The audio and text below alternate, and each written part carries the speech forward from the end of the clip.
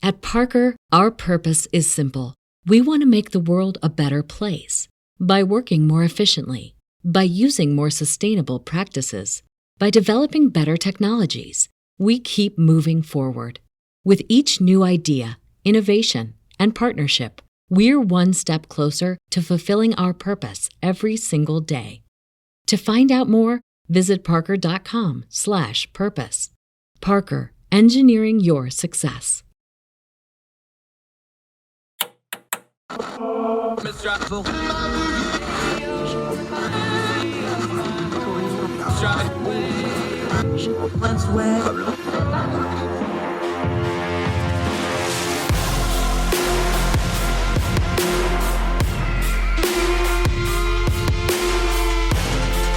your host, Andrew Donaldson. This is Heard Tell. Hi, it's Twice on Sunday show. I'm Andrew Donaldson. Thank you so much for joining us on this recapping of all the things that happened in the week that was on Heard Tell. We had 5 great interviews. This week we had Gabby Hoffman on conservation, Jason Downey from down in Georgia. He's the chair of the Georgia State Board of Education, talking a little politics from down there. Joe Szymenski joined the program. We recapped the Ohio primary and Indiana primary and look at all the other primaries coming up for the rest of the month in May. Burt, Likko, our attorney friend, editor-in-chief emeritus of ordinary-times.com. It's the turn down the noise, turn down the caterwauling explanation of the Alito draft of the Supreme Court decision on abortion. You must listen to that. Great grown folk discussion on that. Then finally, Elise Amez-Droz came on. We talked healthcare, American healthcare, the good, the bad, the ugly, the indifferent, the crazy bureaucracy, the stuff we do well, the stuff we don't do well, and the bomb that's getting ready to go off in 2026 if we don't do some real meaningful reform on that. 5 wonderful guests. You're going to get them all day today on this very special edition of Heard Tell Twice on Sunday. Enjoy.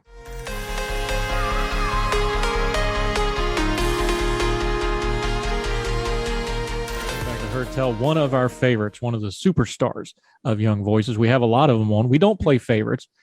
She's one of our favorites. Gabriella Hoffman, the program before. We always enjoy talking to her. We're going to talk a little conservation today. How are you, ma'am? Welcome back. Good to be with you, Andrew. Thank you for having me on. Doing well.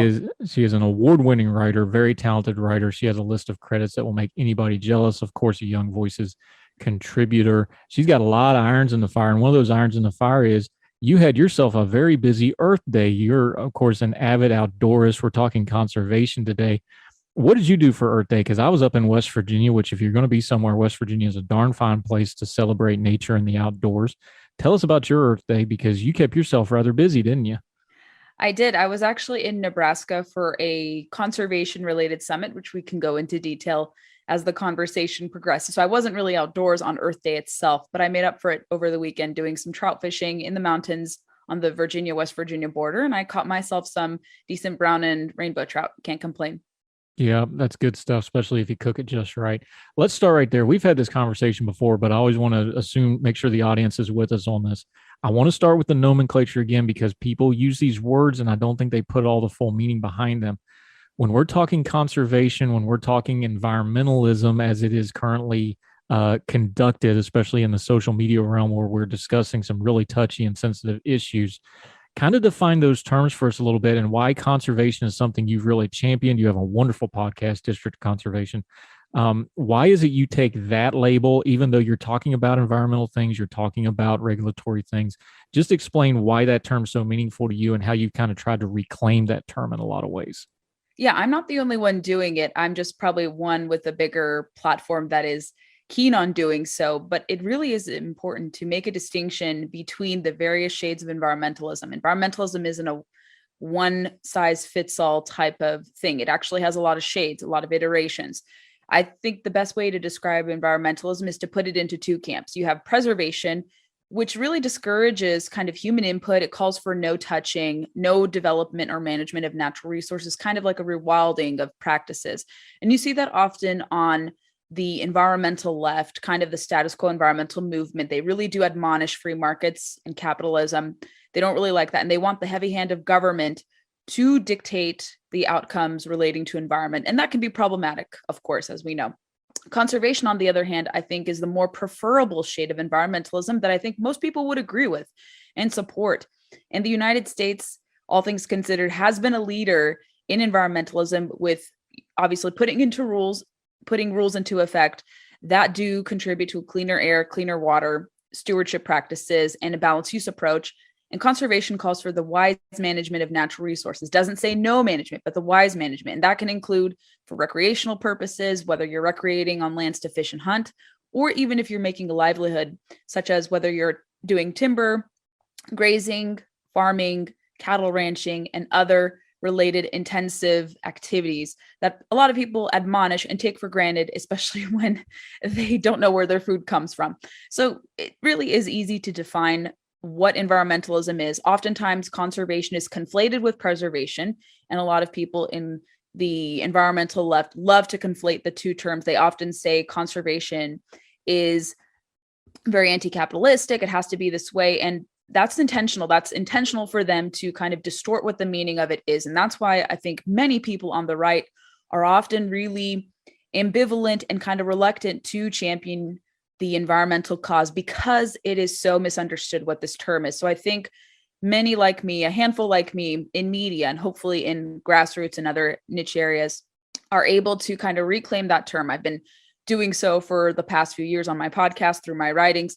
And a lot of people are trying to make the distinction because, like any other charged term, I think the left loves to distort what things are. They distort what disinformation is. They distort what the truth is, or things of that sort. So conservation is really easy to distort if it goes unchallenged. So I think that's kind of the long end of it, but a good summary of what we're dealing with and what we're up against and why conservation has to be accurately portrayed. One of the big differences between environmentalism as it's currently, again, it's a broad term. You can make it mean just about anything you want to make it mean. I'm just in the parlance, especially on social media, as we see it thrown around in the news media. Environmentalism has gotten very doom and gloom. It's gotten very fatalistic in a lot of ways. You talked about this when you were writing at Inside Sources, though.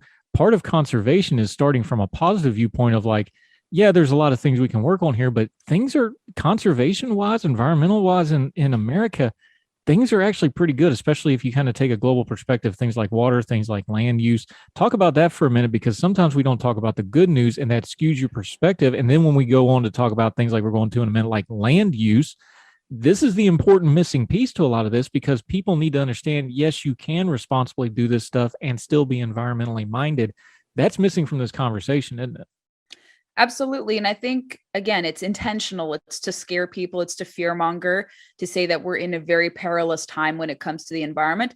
And then when studies come out, empirical data and university statistics or studies that come from universities, it actually points to the fact that maybe not all is awry with the American environmental landscape. A lot of good things have happened. We've rectified a lot of problems that were emanating from the 60s and 70s. Pollution is arguably way down. There's still some problems with it, of course. Water is a lot cleaner today than it was half a century ago. You can drink water, and there are certainly areas across the country where they still have to deal with water crises and all. But I would say overall, most drinking situations, water situations, they're improving or doing a lot better.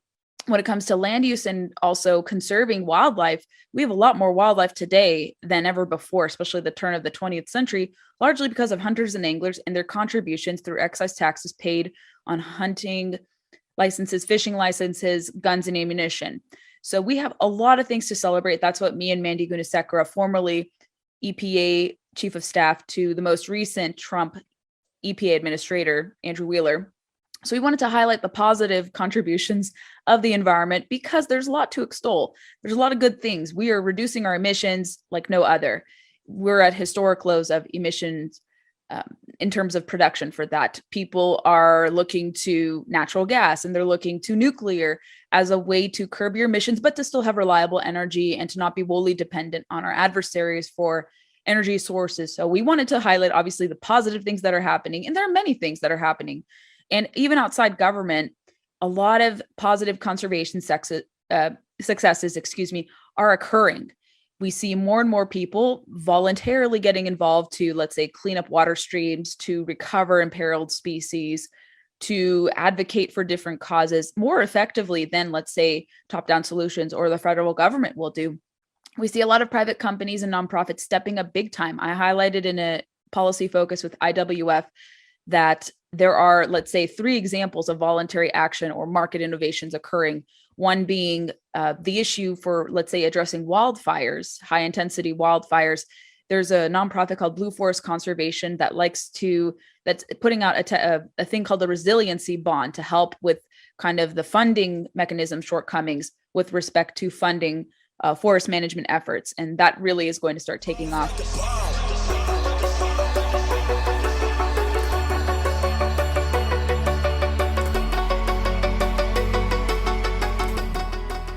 Back to Her Tell. I'm Andrew Donaldson. This is going to be fun. We're going to go down to Georgia, talk a little Georgia politics, a little Georgia policy, a little Georgia education, and this is a Georgia feller.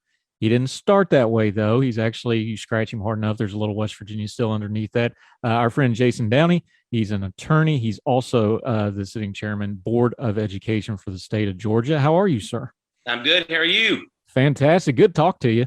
You're like me. The accent's gotten a little softer, but it'll come out. We'll get to hills and hollers and yonders here in a minute. It'll start sneaking out, won't it? That's right. Just for clarification purposes, you are a political appointee by Governor Brian Kemp. So we'll lay that out on the table, but your opinion are yours and yours alone. But let's make sure everybody knows that. Let's just start right there because we had some news this week. We had, of course, the Georgia governor debate for the primary for the Republican Party. There's just no way to talk about Purdue without going back to what happened in Georgia in the Senate runoffs. This is where this whole story changes because we had January 6th and the Georgia runoffs. That's kind of the path break on the narrative for political path that we're on right now. You were there. Go back to that moment because the national narrative for the Georgia runoffs was Trump showed up and it all went sideways. Is that how it felt for you when those Georgia runoffs happened and both Senate seats flipped blue? Yeah, I think so. You had the 2 runoffs, and the thing about David Perdue, and again, full disclosure, I am a Brian Kemp appointee. I'm a friend of the governor. I support the governor. You can go to my Twitter account and see some of the things I said after the debate the other day that the governor had with David Perdue. I have never been a David Perdue fan. I didn't support David Perdue in the primary when he ran in 2014 against Jack Kingston. I supported Jack Kingston at the time. So I have never been a fan of David Perdue. But David Perdue has always been a lazy campaigner. And so one of the issues that happened in that race against Senator John Ossoff was that David Perdue didn't show up to the debate. And so John Ossoff had an hour that he could just point at an empty podium and say, where is my opponent? He's not here. And that's sort of been the narrative throughout David Perdue's political career. He's always been a lazy campaigner. And now he's got Trump doing his evil work for him, so to speak. Trump is really targeting Governor Kemp because he thinks, of course, we know that Donald Trump, if you betray him, that's just the worst thing you can do. And that's what's happening now with this race. But yeah, it all goes back to Trump's involvement way back when, January 5th and 6th, when that happened. And it's been downhill ever since. Now, and to be fair here, Kelly Loeffler was the other candidate in that race. I'm trying to think of a way to describe it. She may be the least charismatic stump speech candidate I've ever seen in my life. And I was represented by Nick Rahal for many, many years. So that's saying something. That's a West Virginia reference. Y'all go look it up on your own time. She was a terrible candidate. I mean, just like you could not put her, if you were doing a TV show, you couldn't put her on TV. She's that bad with a microphone. Even with that all said, though, John Ossoff and Raphael Warnock both won their Senate races. Because it was a special election, Raphael Warnock is up. One thing the national narrative skipped over because they were so busy talking about Trump. Talk about Senator Warnock for just a second, though, because that race, am I in the minority with some of our friends here? I think he's going to be a really tough out because that race got personal. It got really, really ugly, and it's in recent memory. I don't think people have forgotten. Talk about that for a minute because the national narrative kind of skipped over that a little bit, but that race got really, really nasty in the state of Georgia, didn't it? It really did. The thing about Kelly is, and I've known Kelly for a little while, I supported Kelly as well, but when you have to understand when Senator Johnny Isakson retired, it gave Governor Brian Kemp the opportunity to appoint someone. And this is where the falling out began. And there's actually a book about this that a friend of mine, Greg Bluestein from the AJC, wrote. And it's about this whole timeline of what happened in Georgia politics. And it really began with Governor Brian Kemp beating Stacey Abrams in 2018 and how everything came from that and was born out of that. So when Governor Brian Kemp appointed Kelly Loeffler as senator to replace Johnny Isakson, Donald Trump was very mad. He was president at the time, and he really wanted Representative Doug Collins to be that person. That was his hand-picked person. And when that didn't happen, that was when the betrayal began in Donald Trump's eyes. And Doug Collins decided to jump in and run anyway. We had what was called a jungle primary where everybody's up at one time. Doug forced Kelly Loeffler to move further right. And the whole reason that the governor appointed her was thinking that she could appeal to what we call the Cobb County soccer moms in a lot of ways. Some people call them that. I just call them, the Cobb County moderate voters, if you will. That's sort of a microcosm of where we are in the state of Georgia. Cobb County is a county right outside of Atlanta. And I think he hoped that Kelly would be able to appeal to those voters. But when Doug Collins jumped into the race, it forced Kelly to move further right. She had some ill-fated commercials which compared her to Genghis Khan. It was not the best campaign in the world. But then we got down to, through the jungle primary, it was Raphael Warnock and Reverend Warnock and Kelly Loeffler. And then it got really nasty right there at the end. And I will say this, that, Reverend Warnock, I have met him. He is a very dynamic individual, very charismatic. It's going to be interesting what happens now. Herschel Walker is probably going to end up being the Republican nominee running against him in that race. It may get nasty again. And when I say nasty against Herschel and then nasty against Senator Warnock.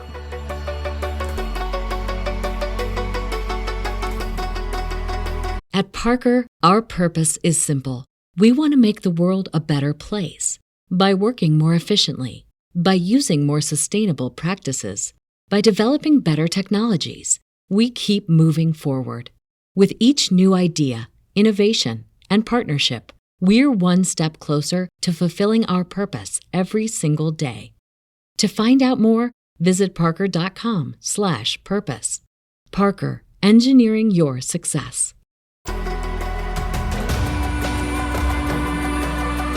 Rebecca Hertel.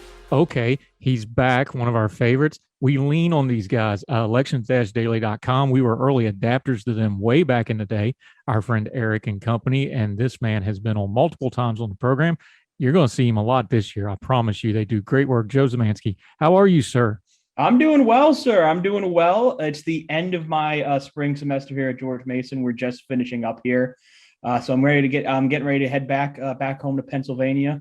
By the end of this upcoming week, I'm getting ready to head back home to Pennsylvania, where there's going to be a lot of stuff happening there. But I know we want to focus on another key Midwestern state today with their big primary last night in Ohio. Yeah, you'll get home just in time to vote, won't you? Yeah. Let's talk about Ohio. It was a marquee matchup for all the wrong reasons. Let's start with the Senate race. Back home where I come from, we call that a big old hot mess. Our British friends would call it an omni shambles. I watched your coverage of it on the YouTube channel. You guys do excellent live feeds on these elections nights. I've gotten to watching you folks and your partnership with Decision Desk. Did I detect a little bit of disappointment there when all of a sudden J.D. Vance kind of started pulling away at kind of about the 8 o'clock hour or so? Were you surprised that this turned into kind of a comfortable win for him, about a 7-8 point win? I think we had some members of the panel who were more disappointed than others. Personally, I didn't think Vance was the worst of the field personally. I thought some of the comments made by Josh Mandel and, a lot of the stuff that he was saying to try and gain primary support, I thought would actually hurt him more in a general election than anything J.D. Vance has said so far. But I was surprised at about how comfortable it was becoming. I don't think we expected the election day vote to go that heavily for Vance as it did in a lot of key counties. He overtook Matt Dolan, who ended up finishing third in a lot of counties through election day vote, where Dolan led with the early vote. And then when election day vote started coming in, that's where Vance had overtaken him in a couple of key counties and around the Dayton and Cleveland areas. I think I was surprised by the margin in the end. I wasn't necessarily surprised in the result. Vance, after the Trump endorsement, had become one of the three favorites. It was pretty clearly by the end of the week a three-way race between him, Mandel, and Matt Dolan. And in the end, I think those undecideds that were left, they looked at the Trump endorsement and said, you know what, JD Vance is our guy. I'm going to go in there on election day, going to check his name by the ballot. And, it was a race that was close, but it was, I think, the margin of victory for Vance still shows, I think, the effect of the Trump endorsement, maybe not to the level it used to be, but still shows that effect there and how it can really change a campaign around, especially considering before that endorsement, Vance was pretty clearly languishing around third, fourth place. Yeah, and this one was really clear when I was watching y'all's coverage on elections-daily.com on the YouTube channel.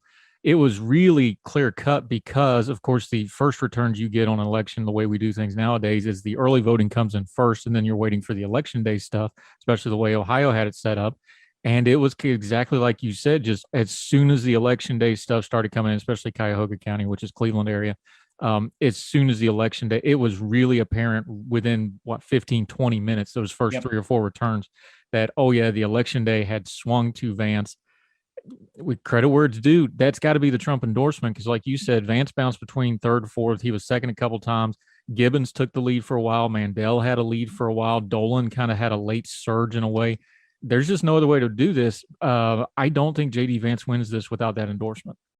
No, I think there was a lot of criticism from people who likes who like Trump, and also people who don't like him the whole bunch, but people in my circle who work in both and work in that area who say, Vance was not really running the best campaign until he got the Trump endorsement. A lot of people agree that's where that was really turning around.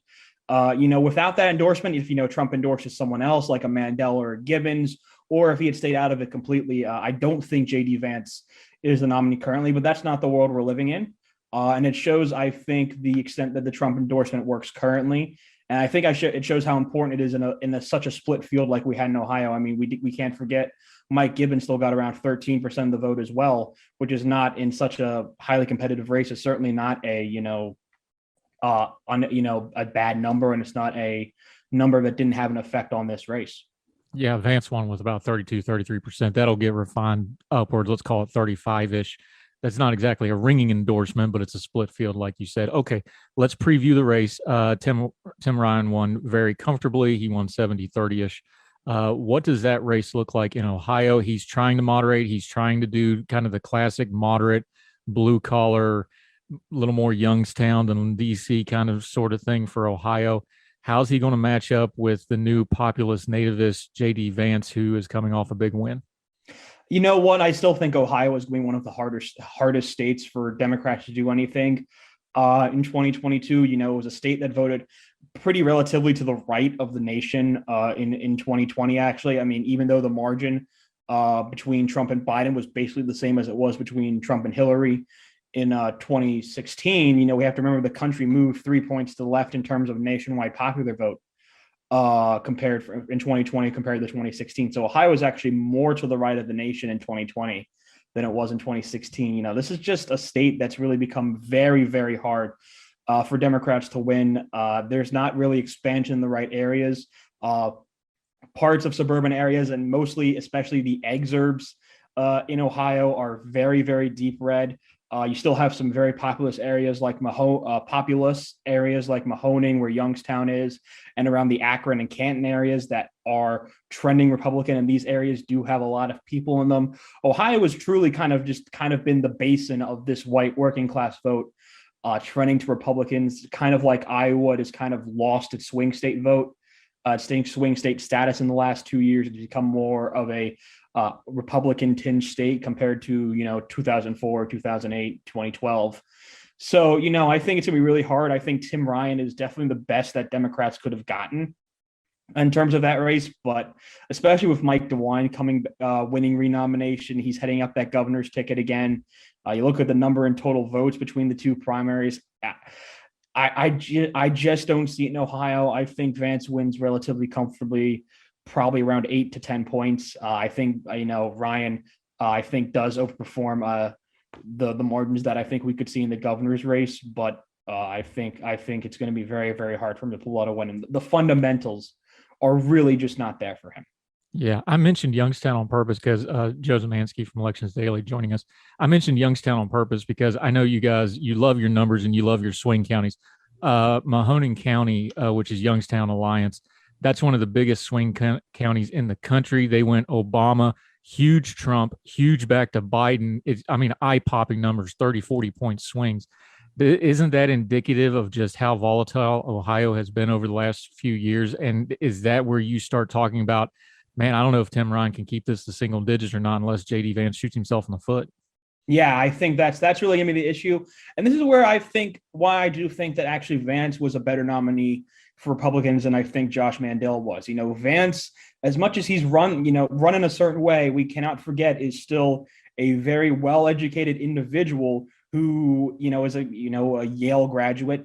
This is not a guy who's going to shoot himself in the foot on a debate stage against Tim Ryan. In college, he would have been in that situation. He's gone on book tours before. He understands how to talk to people. It's not a hard thing to see, I think Vance do better. I think it's not a hard thing to see him do well. And I really do think that, we Democrats are kind of overestimating the idea that Vance is going to somehow underperform compared to the norm that we're starting to see in Ohio. I think that's actually kind of an overrated statement compared to some of the analysts. Now, I would ask you about the Ohio House races, except we didn't have any. We only had one or two because the maps got hung up in court. Is this something we're going to be seeing in other states? I know a couple of years ago in North Carolina, we did 3 elections in 18 months because of the court rulings on maps. Are we going to see this in other places going forward? Because a lot of these states, there's still some court holdups. This is probably more dramatic in Ohio than some of these other states are going to be, but is this something we still need to keep an eye on? Well, yeah, obviously, while Ohio, by basically sheer force of refusing to listen to the state Supreme Court, did get their House of Representatives elections to their congressional maps and their congressional elections going last night. But their state House and state Senate races, unlike Indiana, were not able to be completed because those maps still have not been passed yet. We're going to see this problem kind of probably come up in New York, where it looks like they've pushed back congressional and state Senate races back to August. But right now it seems like they're going to keep their statewide and state assembly races in the earlier date because of court orders there so far. This is a possibility in Missouri. This is a possibility maybe even in Kansas, where we're still playing around with court and map issues. This is not an issue that's gone away, surprisingly, as this issue's become much more bloody in the way of redistricting. It's not something that we've gotten rid of yet. So New York really is kind of the state to watch right now, where we could see, again, separate elections for key races within the summer time period. So, it's certainly still something that's going on. And, it'll be interesting to see if it happens anywhere else. Yeah. You mentioned Governor DeWine won very comfortably. There were some protest votes, but that race was not in doubt. Nan Wally will match up against him. It's former Dayton mayor. What line do you put on that? Is that pretty much safe? Is it lean? What do you think for the Governor DeWine? I think for Governor DeWine, it's pretty safe. He's had some issues with as we saw last night, he did get under 50% of the total vote last night because of other candidates involved in the race.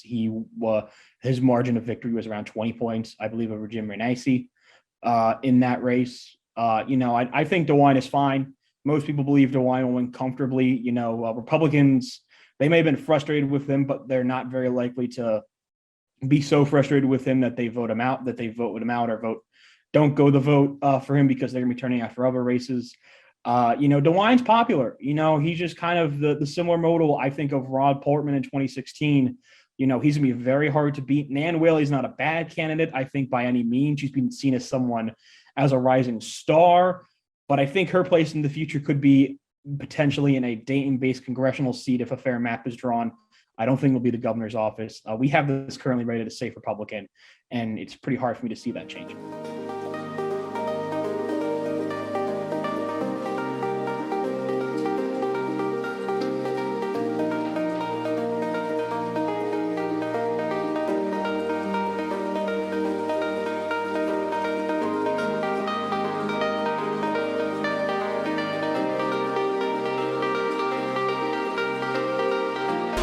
Welcome back to Heard Tell. Okay, it is the loudest story in news and culture and politics. I suspect it will be this way probably for at least a month or so, if not longer. Let's go to one of our legal experts to break it down for us. He's returning to the show, one of our real good friends, Burt Likko, attorney extraordinaire out in the Portland area. He's also a longtime OG at ordinary-times.com. He has one of them fancy emeritus titles, which means he does it when he wants to, and I'm very jealous of him for that.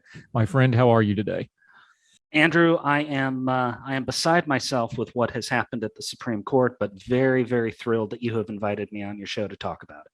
Yeah, we're thrilled to have you. Okay, when I talked about this on the show yesterday, I was basically reading. You sent it to me as an email, and then we turned it into an article because that's how we do things at Ordinary-Times on the fly sometimes.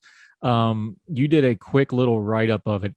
Let's start with some nomenclature, though, because I want to make sure everybody's on the same page because we're dealing with one of the loudest cultural things of our lifetime. I put it this way on the radio this morning. This really is the convergence of the last 30 years of the culture wars. This is what everybody's been building for. This is what everybody's kind of been gearing up for. This is going to be loud like something we've never seen before. But we're dealing with black and white law here, so let's get our nomenclature right. Roe v. Wade, everybody knows that that's the abortion law. What does and doesn't Roe v. Wade do? And in addition to that, because it's going to get lumped in here, Casey versus Planned Parenthood, which you got to have them together to understand the full picture here. Just nomenclature-wise, real quick, just kind of overview those for us so we know what we're talking about. All right. You can spend about 3 weeks on this in a con law class in law school, so I can get deep, deep, deep into the weeds if you like. I would start the case history with I'd start it with Griswold versus Connecticut. That's a 1967, I think, case from Connecticut, obviously dealing with access to contraception. And that case decided that individuals have a fundamental right to have access to contraception based on this notion of a right to privacy. Now, you will search the Constitution of the United States in vain for the word privacy. It's not there.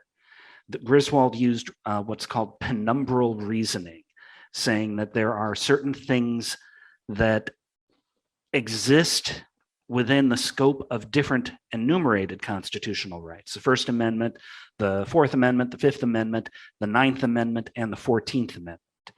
And all of these enumerated rights have been interpreted to protect certain kinds of privacy. So the idea didn't originate in the Griswold case. It goes all the way back. The earliest formal discussion of it goes to a law review article in Yale Law Review by Louis Brandeis in 1890. So we're not talking about something that the Griswold court made up out of whole cloth. But it was the first time it really got applied, at least in a very explosive sort of way, in that Griswold case. With me so far? Yeah, I'm with you so far. And real quick, since you brought it up, there has been this all over social media today that Roe v. Wade was essentially a privacy case. That's an oversimplification, even though the basis in the Griswold law was privacy. That's an oversimplification of what Roe v. Wade does as you go on to further explain it, right? Right. It's important to understand that that Griswold case took this idea that Louis Brandeis had about a privacy right being one of the unenumerated rights and put that into law, because the Roe court took a look at the circumstances of that case, a direct challenge to a Texas law criminalizing abortions, and said privacy is one of the reasons why we can't have a law criminalizing abortions. That's not consistent with the Constitution because, among other things, the Constitution protects the right to privacy. Getting an abortion is a very private sort of decision, one of the most intimate private decisions a person could make. So that is one of the foundations that is mentioned in the Roe case. The Roe case also goes directly to the Ninth Amendment and says you have a right to an abortion that you can trace just to the Ninth Amendment that says there are unenumerated rights. And the Ninth provides one of those. It didn't do a real good job of articulating what that right is. And this is where the Roe case has got a lot of criticism.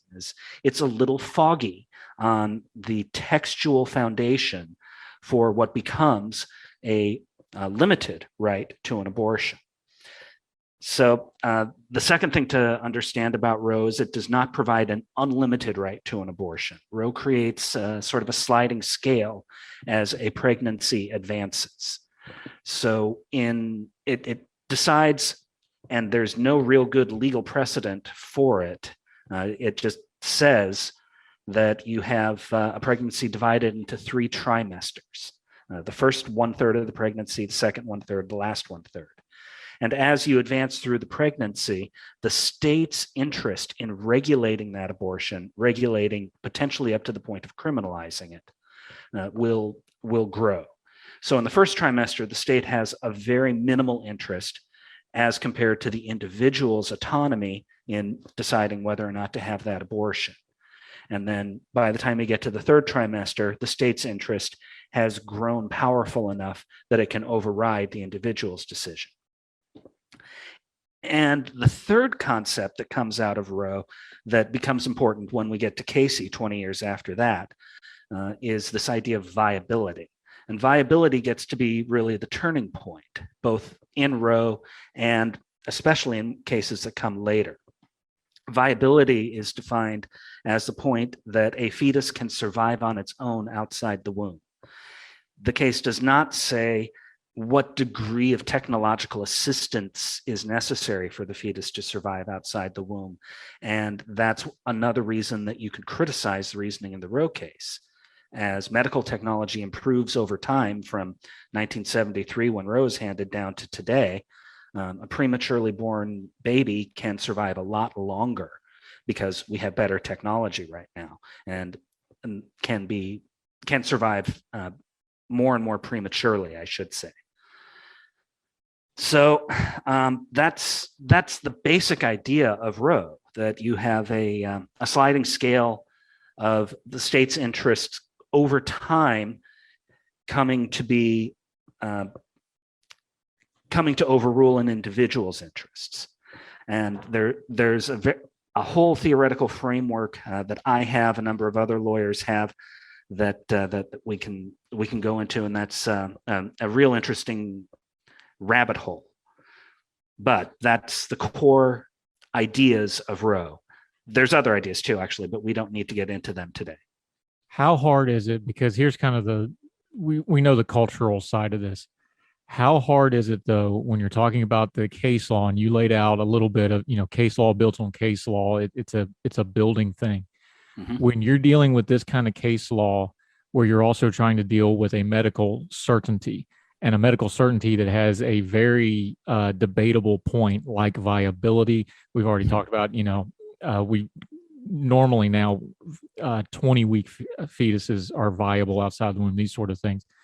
Isn't there just an inherent problem in trying to do case law with something that even the medical folks can't really tell you a good answer on, and we're trying to give a definitive answer on?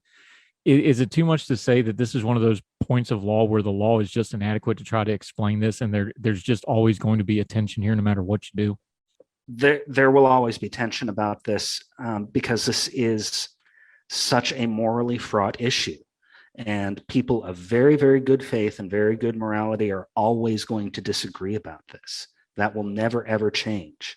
It has never, ever changed since thousands of years ago, when abortions were first done with different kinds of chemical inducements. Whether that was something that should be done or shouldn't, ancient peoples discussed and debated amongst themselves.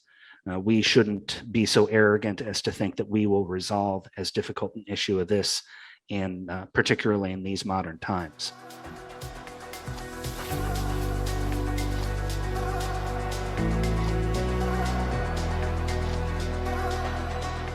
Go back to her. Tell me, Donaldson, this is going to be good. We're going to talk a little healthcare. Another of our great Young Voices contributors, Elise Amez-Droz. I didn't say the Z's. I practiced hard on it. Great writer. She's been writing about healthcare stuff. Ma'am, how are you? Thank you so much for the time today. I'm doing great. It's great to be here. It is. I appreciate your time very much. Let's start big picture before we delve into some of the writing you've been doing. I want to do a little perspective, because we seem to have some really well-worn narratives in American media, especially the news media, especially social media, about our healthcare system. Give us a little bit of perspective, though, because, if you listen to Twitter, people are dying in the streets and it's horrible and it's the worst healthcare system ever. And or there's people who's like, yay, the free market is the best thing ever. We know neither of those is true. You've spent a lot of time overseas. You spent time in America. What would you say the actual state of our healthcare system is? Because it's kind of been, and you wrote about this, it's been pretty static since the ACA, Obamacare, whatever you want to call it. Not a lot has changed. So what's the current status of our healthcare system if you take an objective viewpoint of it?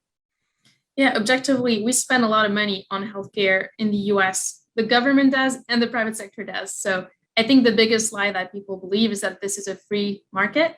Healthcare is by no means a free market. There are about $1 and $2 in healthcare that comes from the public sector. So we're really not in a free market system. Now, there is more market involvement here, perhaps, than in the rest of the world in many places. But that doesn't mean that the private sector here is unimpeded either. There are lots of healthcare regulations. And I think those two things together, the fact that there's a lot of regulations and still a lot of control from the public sector, that actually drives up our prices. So we spend more. That is very true. We spend more money per capita on healthcare than any country in the world. But that's not the full story. It's not because of the free market. There is so much more going on. And part of it is just that the government has done such a great job getting involved in every single aspect of our healthcare system. And that's really the two-edged sword when we're talking about healthcare in America right now, isn't it? Is that there's all this money involved, but there's also all these strings about where the money goes. And then when you go to the private sector side, there really is some really definitive funnels of where all the money goes and where the money is to be made, just to be frank about it. How unique is that to the world, though? And I know people talk about things like socialized medicine or single payer or European style or whatever you want to talk about. How unique in the world is our system of healthcare where we have both of those and we have this absolute river of money going through it and we have generally pretty good healthcare, but the problem is we're not really getting the bang for the buck for it, are we? No, that's absolutely correct. To go back in history a little bit, in the 40s, we started having wage controls due to the war. And that's when employers started offering healthcare. That's a pretty unique thing in the world. There are very few countries where employers offer health benefits to employees. And that came about because they couldn't raise the wages, so they just offered new benefits. After the war, we solidified this, so we codified it in the law. The IRS says employers are exempt from taxation whenever they provide, that money that they give of the wages to their employees for health benefits does not go taxed. But past that, in the 60s, we realized, wait, not everyone's an employee. Some people cannot work because they have disabilities, and some people are too old to work. They're retirees. And so what do we do for those people? And that's when Medicaid and Medicare came into the picture. And we started, involving the government much more in our healthcare system. And so over time, that actually has led to a huge number of people being covered by Medicaid and Medicare. And while our quality remains very high, you mentioned earlier, people are not dying left and right. We have excellent care in the United States, despite all of the criticism that can be validly, expressed. But we've seen just how much this intrusion of the government and then the way we regulate what counts as, coverage, what counts as good care, that actually has led to an increase in prices. You mentioned the history of it going back to the 40s. It seems to me, because I tend to put history on a lot of the things I deal with, even if it's an economic or a political or a healthcare issue like this is, and this is all three of those wrapped into one. The post-World War II era really shaped America as it is now. That's where we got the explosion in population, we got the explosion in economic growth, and that's when the healthcare system became, well, we have all this competition for jobs, so all these jobs started offering healthcare benefits because they were competing for all these people and for all this economic growth. Well, we're 60, 70 years down the road from there. Does that model still work in America? Because that's the model as it's set up. The government's doing a lot of patching of the holes between that, but is the base assumption of, well, the employers are going to provide health care? That's really where the debate is on all this, isn't it?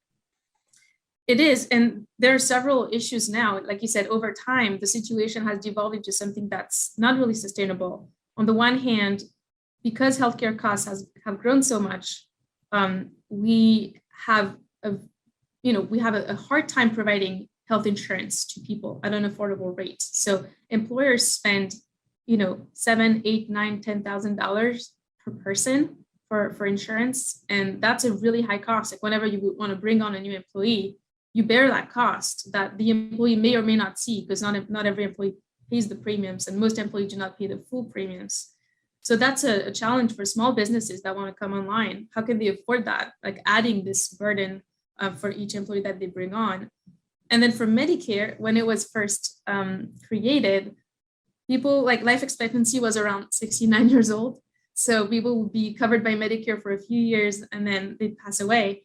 Currently, thanks to advances in medicine, we have much longer lives. And so people, someone who retires today has a life expectancy well into the 80s, which means that we're now giving people care for, 15 years, 20 years. That's very expensive, and it's not sustainable at the rate that we're seeing it now. Yeah, Medicare and Medicaid is always going to be an issue. Let's come up to the present moment, though. The dominant force in the healthcare debate and discussion and discourse has been the Affordable Care Act, Obamacare. We're 12 years down the road on it. We know what was promised. We know some of the jingoistic stuff, like your doctor you can keep, and we know that part of it. But it's been static. Nothing's really changed dramatically from that, despite Republicans saying they were going to repeal and replace it, which we always knew was a little bit of a song and dance, which now we have the evidence they was. 12 years on, what did it do? What didn't it do? Because that's really the framework we need to take as far as going to, okay, what's our next steps in trying to improve healthcare here, isn't it? Yeah, so one thing that it promised, or at least Obama on the campaign trail in 2008 promised that he was going to cut costs for a family of four by $2,500 a year. Well, our costs have tripled or quadrupled since this happened. Since we passed Obamacare. So costs have not gone down. It has not been affordable. Has it covered everyone? Because we were saying, we're going to protect patients. We're going to give them coverage, but we'll still have roughly 30 million people who are uninsured. That's about 1 in 10 Americans. Now, some of them don't want to be insured. There are reasons why the Obamacare design, went away at first. Everyone was supposed to have insurance or they would pay a penalty. That penalty went away. But still, it's not closed the coverage gap, you could say. What we have seen is lots of people benefiting from the Medicaid expansion. So many states expanded Medicaid coverage to people who were not previously eligible, people who didn't have disabilities or didn't have an income below the federal poverty level. And that's been the main way through which people have gained coverage through the ACA. Now, that coverage is not great, and it is also pricey both to the federal government and to the states without seeing great improvements in health outcomes.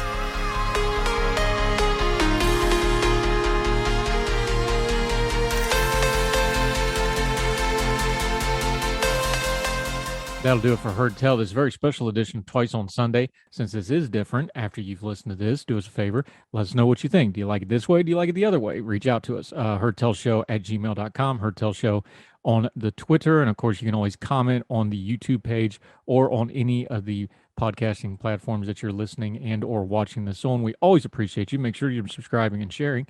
That's very important to us. But let us know. 5 great interviews this week.